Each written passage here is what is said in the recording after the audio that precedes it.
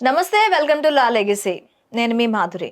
ఈరోజు మనతో పాటు ఉన్నారు నాగూర్ బాబు గారు, high court advocate. Local boy Nani అనే యూట్యూబర్ పైన ఒక తప్పుడు కేసు నమోదయ్యింది.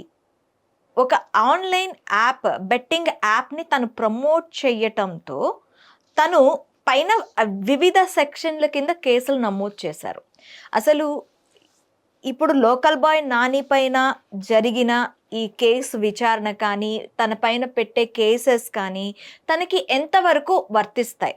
నిజంగా ఆ కేసెస్ అన్నీ నాని మీద పెట్టే ఛాన్సెస్ ఉంటాయా? అసలు ఏం జరుగుతోంది? దీనికి ఎలాంటి పరిష్కారం ఉండబోతోంది? డీటెయిల్గా చెప్తారు. నమస్తే సార్. నమస్తే Madhavi. Sir, local boy Nani case అసలు ఏంటి? కేసు హిస్టరీ ఏంటి సార్? రీసెంట్గా 20వ తారీఖున సజ్జనార్ గారు ఒక ట్వీట్ చేశారు.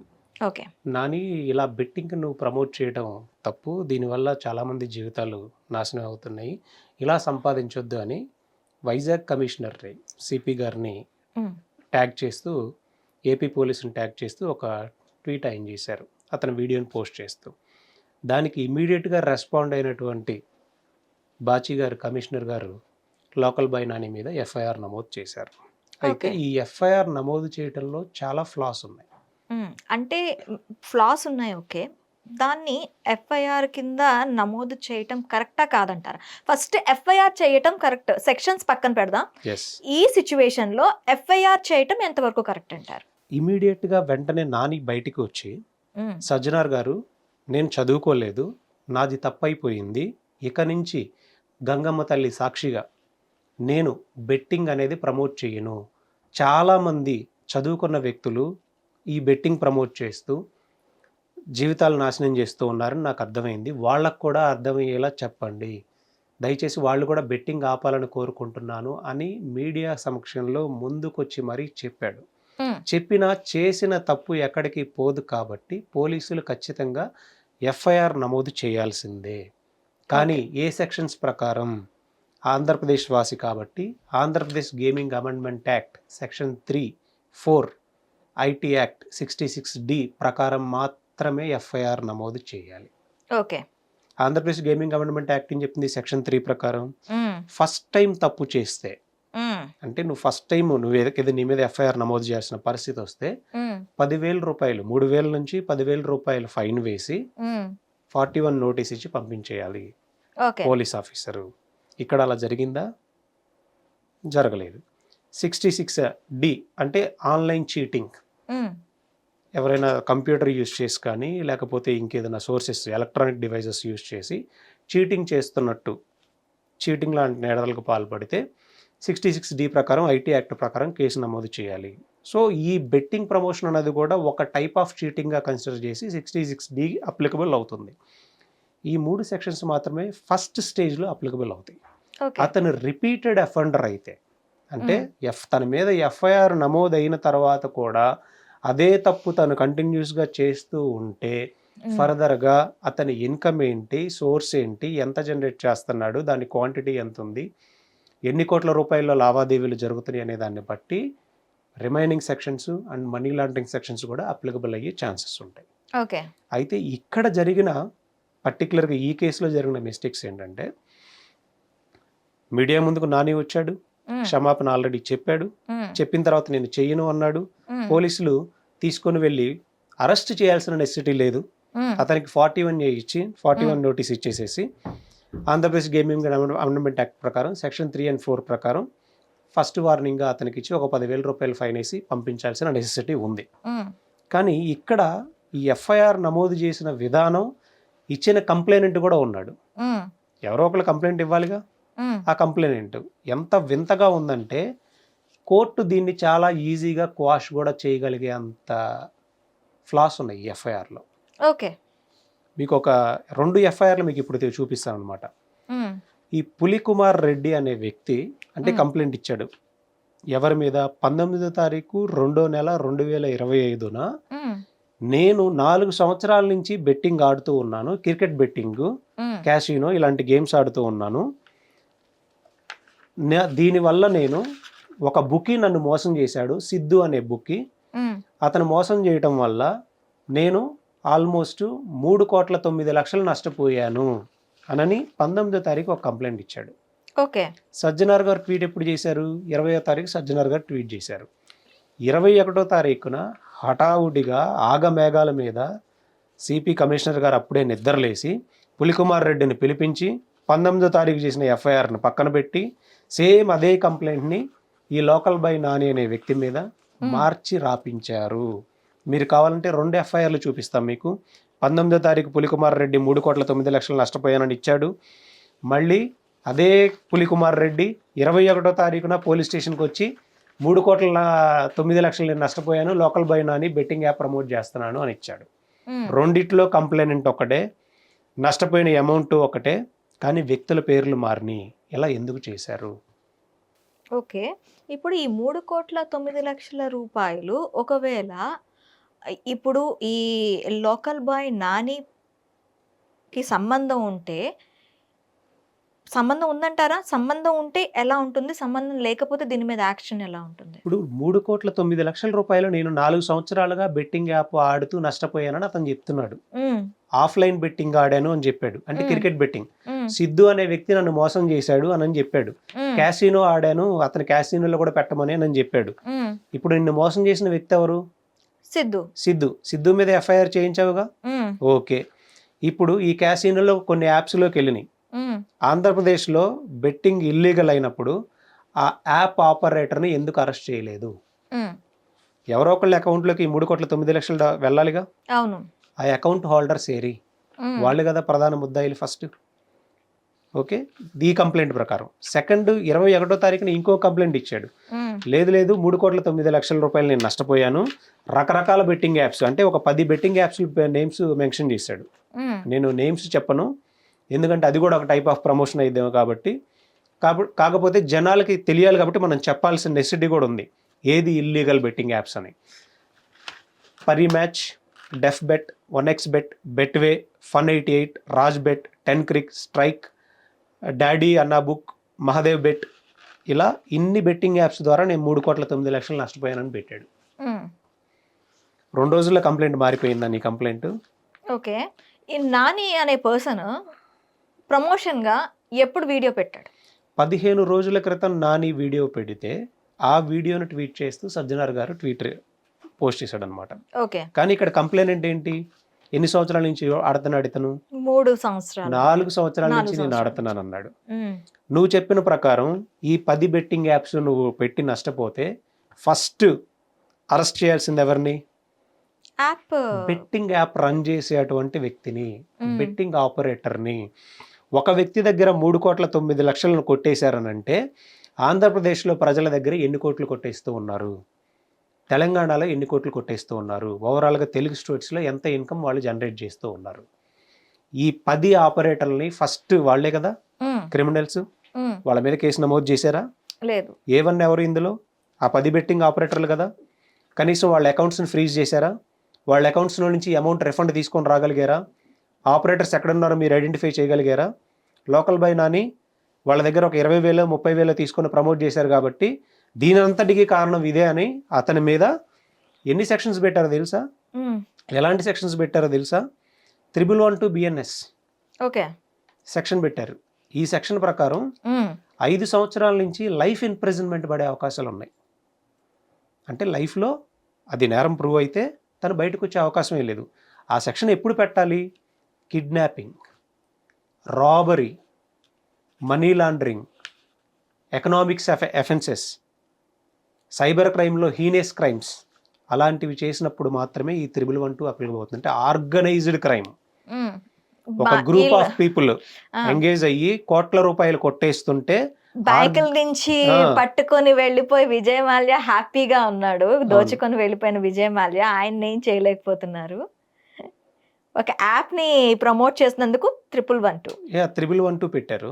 ఓకే. అండ్ 318 పెట్టారు, 318 చీటింగ్ పెట్టారు, 61(2) పెట్టారు, ఆంధ్రప్రదేశ్ గేమింగ్ అమెండ్మెంట్ యాక్ట్ పెట్టారు, 34. 61(2) ఏం ఇండికేట్ చేస్తుంది సార్? మనకి 61(2) వచ్చేసి క్రిమినల్ కాన్స్పిరెన్సీ వస్తుంది. Yes, 61(2) criminal conspiracy. ఇది కూడా ఏం క్రిమినల్ కాన్స్పిరెన్సీ ఉంది అతనికి ఇందులో?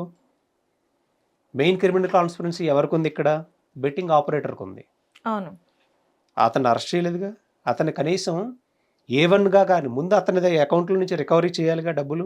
అవును. యాపే రన్ అవ్వకుండా చూడాలిగా. మరి అది ఎందుకు చేయలేకపోయారు ఇక్కడ పోలీసులు? ఇక్కడ నెక్స్ట్ ఇంత బహిరంగంగా యాప్లు రన్ అవుతూ ఉంటే ఏం చేస్తోంది గవర్నమెంట్? ఏం చేస్తుంది పోలీస్ వ్యవస్థ?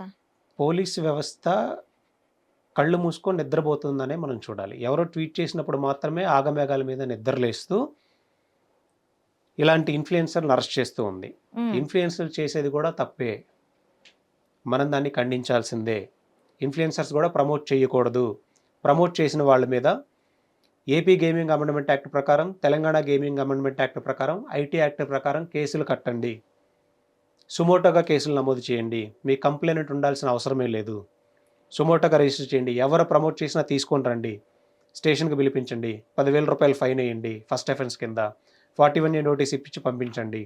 మళ్ళీ రిపీటెడ్గా అఫెండర్ చేస్తే కాగ్నిజబుల్ అఫెన్స్గా కన్సిడర్ చేసి జైలుకి పంపించండి. ఇది పోలీసులు నిరంతర చర్య, ఎప్పుడూ చేయాల్సిన చర్య. ఎవరో పోస్ట్ చేస్తేనో, ఎవరో ట్వీట్ చేస్తేనో అప్పటి వరకు నిద్రపోయి హడావుడిగా లేచి ఒక వ్యక్తి మీద మీరు బలప్రయోగం చేయాల్సిన అవసరం లేదు. తప్పుడు సెక్షన్స్ తన మీద బలవంతంగా రుద్ది తనని లోపల ఉంచి చిత్రహింసలకు గురి చేయాల్సిన నెసిటీ అంతకన్నా లేదు. ఇంకొకటి, ఐటీ యాక్ట్లో 66C పెట్టారండి. ఇదేం చెప్తుంది? Identity theft, punishment for identity theft. Local boy Nani ఏం చేశాడు? బెట్టింగ్ యాప్ ప్రమోట్ చేశాడు. ఎవరి ఐడెంటిటీని దొంగతనం చేశాడా? ఎవరి క్రెడెన్షియల్స్ అన్నా కొట్టేశాడా? ఆ సెక్షన్ ఎలా అప్లికబుల్ అవుతుంది అసలు? 66D cheating. ఓకే, బ్యాప్ రన్ చేసి చీటింగ్ చేశాడు అనుకుందాం, అది పెట్టండి సెక్షన్. నిజంగా ఎవరైనా బెట్టింగ్ యాప్ ప్రమోట్ చేస్తే వాళ్ళందరి మీద సుమోటోగా ఏపీ అమెండ్మెంట్ యాక్ట్ ప్రకారం సెక్షన్ 3(4) ప్రకారం, ఐటీ యాక్ట్ 66C ప్రకారం కేసు పెట్టాలని చెప్తున్నాం. 10,000 రూపాయలు ఫైన్ వేయాలని చెప్తున్నాం. రిపీటెడ్గా అఫెన్స్ చేస్తే కాగ్నిజబుల్ అఫెన్స్గా కన్సిడర్ చేసి జైలుకి పెట్టాలని చెప్తున్నాం. దీన్ని మనం ఎక్కడా కూడా ఇది తప్పు అని చెప్పట్లా పోలీసుల సైడ్ నుంచి. కానీ ఇలా బెట్టింగ్ ఆపరేటర్స్ని వదిలేసి ప్రజల నుంచి కోట్లు కొట్టేస్తూ ఆత్మహత్యలు చేసుకోవడానికి కారణం అవుతున్నటువంటి బెట్టింగ్ ఆపరేటర్ను వదిలేసి ఆ యాప్ ఇన్ని మెన్షన్ చేశారుగా, ఇన్ని యాప్స్ మీ మొబైల్లో ఇప్పుడు ఓపెన్ చేయండి, పరి మ్యాచ్ వస్తుందో రాదో? వస్తుంది. మీ మొబైల్లో ఓపెన్ చేయండి, 1xBet వస్తుందో రాదో? మీ మొబైల్లో ఓపెన్ చేయండి, ఇక్కడ ఉన్న ఈ 10 బెట్టింగ్ యాప్స్ ఓపెన్ అవుతాయో లేదో? దీనికి ఏం చేద్దాం? మెయిన్ చర్య ఎక్కడ తీసుకోవాలి? మరి ఈ ఆపరేటర్స్ మీద ఎందుకు కేసు కట్టడం లేదు? ఒక పరి మ్యాచ్ టర్న్ ఓవరే పర్ ఇయర్కి వచ్చేసి 6,600 కోట్లు. ఏ ట్యాక్స్ కట్టట్లా గవర్నమెంట్కి, జిఎస్టీ పే చేయట్లా. ఎందుకు? ఈ యాప్ ఇండియాలో రిజిస్టర్ అయ్యలేదు, కురసావా అనే కంట్రీలో ఉన్నాయి. ఇక్కడ ఉన్న ఈ 10 యాప్స్ కూడా ఇండియాలో రిజిస్టర్ అవ్వబడలేదు, కురసావాలో ఉన్నాయి. వీళ్ళెవరు మనకి జిఎస్టీ కూడా కనీసం పే చేయరు. పే చేయకుండా దోచుకుంటూ ఉన్నారు. మరి వాళ్ళని ఏం చేస్తారు? ఎందుకు గవర్నమెంట్, మరి పోలీస్ డిపార్ట్మెంటు వాటిని బ్లాక్ చేయలేకపోతుంది? ఎందుకు వాళ్ళ మీద కేసులు కట్టడం లేదు? ఎందుకు ముంబైలో ఆపరేటర్స్ ఉన్నాయి వెళ్ళి అరెస్ట్ చేయలేకపోతున్నారు? అంటే ఎవరన్నా నిద్రలేస్తే ఇలాంటి వాళ్ళని ఎవరు ప్రమోట్ చేశారో వాళ్ళని తీసుకొచ్చి జైల్లో పెట్టేసేసి మీకు అక్షపూరితంగా లేనిపోని సెక్షన్స్ పెడతారా? ఈరోజు హీరింగ్ జరుగుతుంది వైజాగ్ కోర్టులో. మా ప్యానెల్లో ఉన్నటువంటి కార్తిక్ సిద్ధార్థ అనే అడ్వకేటే దానికి అప్పీర్ అయ్యారు. జడ్జి గారు ప్రశ్నిస్తున్నారు, అసలు ఎన్ని సెక్షన్స్ యాప్ను ప్రమోట్ చేసినందుకు మీరు ఎలా పెట్టారని జడ్జి గారు అడుగుతున్నారు పీపీ గారిని. అలా ఉంది ఈరోజు ఉన్నటువంటి పోలీసు వ్యవస్థ. పోలీసులు చర్యలు తీసుకోవాలి, కానీ ఇలాంటి నేను తప్పు చేశాను, నేను ఇక ముందు చెయ్యను, క్షమించండి అని చెప్పిన తర్వాత కూడా ఇలా తప్పుడు కేసులు పెట్టడం అనేది కరెక్ట్ కాదు. సో నెక్స్ట్ ఈ కేసులో ఎలాంటి డెవలప్మెంట్స్ ఉండొచ్చు? ఈ కేసులో డెఫినెట్గా బెయిల్ అనేది వస్తుంది. ఇక్కడ రాకపోతే ఏపీ హైకోర్టులో వస్తుంది. ఇది కేవలం లోకల్ బాయ్ నాని మీద ఎందుకు పెట్టారనేది ఇప్పుడు ఒక పెద్ద ప్రశ్న. ఏపీలో ఎంతమంది ప్రమోటర్స్ ఉన్నారో అంతమంది మీద పెట్టాలిగా ఇవే సెక్షన్స్. సజ్జనార్ వాళ్ళందరి గురించి మాట్లాడలేదుగా. సజ్జనార్ మాట్లాడితేనే పెట్టాలా? మీకు బాధ్యత లేదా? చట్టం సజ్జనార్ గుర్తు చేస్తే ఉందా? ఈ చట్టాన్ని చేసి 2017లో చేశారు, 2019లో చేశారు. ఏపీ అబాలిష్ చేసింది స్టేట్, ఆంధ్రప్రదేశ్లో. మరి ఆ యాక్ట్ ఎన్ఫోర్స్లో ఉండాలి, ఇంప్లిమెంట్ చేయాలంటే మీరు అవేర్నెస్ క్రియేట్ చేయాలి. ఎవరు ప్రమోట్ చేసినా సుమోటోగా మీ అంతటా మీరు కేసెస్ నమోదు చేయాలి, వాళ్ళని పిలవాలి, పోలీస్ స్టేషన్స్కి వార్నింగ్స్ ఇవ్వాలి, ఫైన్లు వేయాలి. ఇవన్నీ చేయట్లేదు కాబట్టి వీళ్ళు విచ్చలవిడిగా ప్రమోట్ చేస్తూ ఉన్నారు. చట్టం సజ్జనారు చెప్తేనో ఇంకొకటి చెప్తేనో గుర్తురాదు, అది ఆటోమేటిక్గా 2019 నుంచి ఉంది. దాన్ని ఇంప్లిమెంట్ చేయకపోవడం మీలో ఉన్న లోపం. మీరు ఇంతకాలం నిద్రపోతూ ఉన్నారు. కేసులు పెట్టండి, కానీ చట్టపరంగా ఏవైతే ఏ సెక్షన్స్ అప్లికబుల్ అవుతాయో అవి మాత్రమే పెట్టండి. అన్యాయంగా ఫాల్స్ కంప్లైంట్లు తీసుకొని వచ్చి పెట్టద్దు. ఈ పులికుమార్ రెడ్డి అనే వ్యక్తి 19వ తారీఖు కంప్లైంట్ ఇచ్చాడు, 21వ తారీఖు కంప్లైంట్ ఇచ్చాడు. 19వ తారీఖు ఇచ్చిన కంప్లైంట్లో సిద్ధు అనే వ్యక్తి నన్ను మోసం చేశాడు, క్రికెట్ బెట్టింగ్ ఆఫ్లైన్ బెట్టింగ్ ద్వారా 3,09,00,000 నష్టపోయానన్నాడు. 21వ తారీఖు ఇచ్చిన అదే కంప్లైంట్లో లోకల్ బై నాని ప్రమోట్ చేస్తూ ఉన్నాడు. అంటే ఇంటెన్షనల్గా చేసినట్టు కనపడట్లేదా? సిద్ధు ఏమయ్యాడు మధ్యలో? సిద్ధుని కూడా అరెస్ట్ చేస్తుంటారు. సిద్ధు దొరికాడో లేదో మనకు తెలియదు కదా. సిద్ధు అనే వ్యక్తి ప్రపంచానికి తెలియదు కాబట్టి ఎవరు మాట్లాడడం లేదు. ఇప్పుడు లోకల్ బై నాని అనే వ్యక్తి రెండు తెలుగు రాష్ట్రాల్లో తెలుగు ప్రజలందరికీ సుపరిచితుడు కాబట్టి ఈరోజు అందరూ మాట్లాడుతూ ఉన్నారు. అతను ఏదో తప్పు చేశాడు అన్నట్టుగా మాట్లాడుతున్నారు. అతను చేసింది తప్పు అని ఒప్పుకున్నాడు, ఒప్పుకున్న దాన్ని మనం యాక్సెప్ట్ చేయాలి. ఇంకెవరు కూడా ప్రమోట్ చేయొద్దనే మెసేజ్ కూడా ఇచ్చాడు, దాన్ని కూడా మనం యాక్సెప్ట్ చేయాలి. అతను చేసిన తప్పుకి ఏపీ అమెండ్మెంట్ ఆ యాక్ట్ ప్రకారం కేసు కూడా పెట్టారు. కానీ ఇన్ని సెక్షన్స్ అయితే అప్లికబుల్ అవ్వవు, దాన్ని మనం యాక్సెప్ట్ చేయకూడదు. ఇప్పుడు ఈ సెక్షన్స్ అన్ని కోర్టు యాక్సెప్ట్ చేస్తుందా, లేకపోతే ఈ సెక్షన్స్ని కొట్టేస్తుందా కోర్టు? డెఫినెట్గా అతను ఆంధ్రప్రదేశ్ హైకోర్టులో క్వాష్ పిటిషన్ ఇస్తే ఈ సెక్షన్స్ అన్నీ ఉండవు, బెయిల్ డెఫినెట్గా వస్తుంది. ఇంటెన్షనల్గా వాళ్ళు క్లియర్గా ఎలా కడతారండి కంప్లైంట్? ఒకే కంప్లైంట్. ఈరోజు ఒక దొంగతనం జరిగింది, ఒక వ్యక్తి మా ఇంట్లో ఇవి పోయినాయి అని పోలీస్ స్టేషన్కి వెళ్ళి కంప్లైంట్ ఇచ్చారు ఒక వ్యక్తి మీద. మళ్ళీ నెక్స్ట్ డే వెళ్ళిపోయి మా ఇంట్లో ఇంకొక వ్యక్తి అదే వ్యక్తికి మళ్ళీ ఇంత దొంగతనం చేశాను మళ్ళీ రెండో కంప్లైంట్ ఇస్తే 2 ఎఫ్ఐఆర్లు చేస్తారా వేరే వ్యక్తి మీద? చేయరుగా, ఒక ఎఫ్ఐఆర్గా ఉండేది. మరి 3,09,00,000 నేను నష్టపోయానని ఒక ఎఫ్ఐఆర్ ఆల్రెడీ ఉన్నప్పుడు సిద్ధు మోసం చేశాడని 3,09,00,000 లోకల్ బై నాని ఎలా యాడ్ చేశారు? ప్రమోషన్ చేసినందుకు ఎఫ్ఐఆర్ చేయండి, సుమోటోగా చేయండి. ఇలా ఫాల్స్గా ఒక వ్యక్తిని తీసుకొని వచ్చి పెట్టాల్సిన నెసిటీ లేదుగా. సుమోటోగా ప్రమోటర్స్ అందరి మీద పెట్టండి. అసలు ఈ బెట్టింగ్ అనేది అబాలిష్ చేయాలని మనం ఎప్పటి నుంచో చెప్తూ ఉన్నాం అండ్ ఎన్నో రిప్రజెంటేషన్స్. సార్ ఇప్పుడు మనకి జరుగుతోంది క్రికెట్ మ్యాచ్ మనకి జరుగుతూ ఉంది. అవును. అసలు బెట్టింగ్ వేసేవాళ్ళు నిజంగా ఏం చూసి బెట్టింగ్ వేయాలంటారు? అసలు బెట్టింగ్ వేయాలంటారా? బెట్టింగ్ వేయకూడదండి. జోదం అనేది ఎప్పటికైనా ప్రాణాలకి ప్రమాదమే. ₹1,00,000 వేస్తారు, వస్తాయి 10 లక్షలు వస్తాయి అని వేస్తారు. 10 లక్షలు వచ్చినప్పుడు తీసుకెళ్ళి దాన్ని కూడా తీసుకెళ్ళి మళ్ళీ బెట్టింగ్లోనే పెడతారు. ఆస్తులు అమ్ముకొని పోయి మీరు న్యూస్ చూడండి, అంటే మీరు రెగ్యులర్గా ఫాలో అవుతూనే ఉంటారు నాకు తెలిసి. సాఫ్ట్వేర్ ఇంజనీర్ తన ఫ్యామిలీని విషం ఇచ్చి చంపి తను కూడా ఆత్మహత్య చేసుకున్నాడు, అప్పుల పాలయ్యి ఈ బెట్టింగ్ మాఫియా వల్ల. రైతు కొడుకు తన చనిపోతే ఆ రైతు కూడా పురుగుల మందు దాకా ఆత్మహత్య చేసుకున్నాడు, 5 ఎకరాల పొలం అమ్మేసేసి అప్పులు కట్టలేక. అంటే ఏ స్థాయిలో ఈ క్రికెట్ బెట్టింగ్ మాఫియా కానీ ఆన్లైన్ బెట్టింగ్ మాఫియా కానీ వెళ్తుందో మనం చూడాలి. దాన్ని ఖచ్చితంగా ఆపరేటర్ అనే యాప్, అంటే ఆపరేట్ చేసే వ్యక్తిని అరెస్ట్ చేయాలి. ఆ యాపే రన్ అవ్వకుండా చేయాలి. ఈ ప్రమోట్ చేసే ఒక యాపే రన్ అవ్వకుండా ఉన్నప్పుడు ఎవరు ప్రమోట్ చేస్తారు? ఇంతకు ముందు మనకి ప్రాణాంతకం అని చెప్పి ప్రాణాలు తీసేసుకుంటున్నారు, సైకలాజికల్గా దెబ్బతింటున్నారు అని చెప్పి పబ్జీ యాప్ని సెంట్రల్ గవర్నమెంట్ కంప్లీట్గా డిమాలిష్ చేసేసింది, ఎక్కడ కనిపించకుండా ఇండియాలో. అలాగే టిక్ టాక్ వల్ల కూడాను చాలామంది తెలియని పరిస్థితుల్లోకి వెళ్ళి దానికి అడిక్ట్ అయిపోయి సూసైడ్స్ కన్నా అదేంటంటే కంప్లీట్గా ఏం చేస్తున్నామో తెలియని దీంట్లో ప్రాణం మీదకి తెచ్చుకుంటున్నారు, ప్రాణాలు కోల్పోతున్నారు అన్న దాంట్లో టిక్ టాక్ని బ్యాన్ చేసింది. మరి ఎందుకు ఈ టైప్ ఆఫ్ యాప్ని ఎందుకు ఇండియా గవర్నమెంట్, సెంట్రల్ గవర్నమెంట్ ముఖ్యంగా ఎందుకు డిమాలిష్ చేయలేకపోతుంది? అంత యాప్స్ని డిమాలిష్ చేయగలిగిన గవర్నమెంట్ ఇవి ఎందుకు డిమాలిష్ చేయలేకపోతుంది? అంటే మీరు చెప్పిన ఈ 2 యాప్స్ టిక్ టాక్ అని కానీ లేకపోతే పబ్జీ అనేది కానీ ఇండియాలో లేదా ఇతర కంట్రీస్లో లీగల్గా రిజిస్టర్ అయినవి. అది పబ్జీ అనే నేమ్ తోటి ఇక్కడ కూడా రిజిస్టర్ అవే ఉంటాయి కంపెనీస్ ప్రాపర్గా.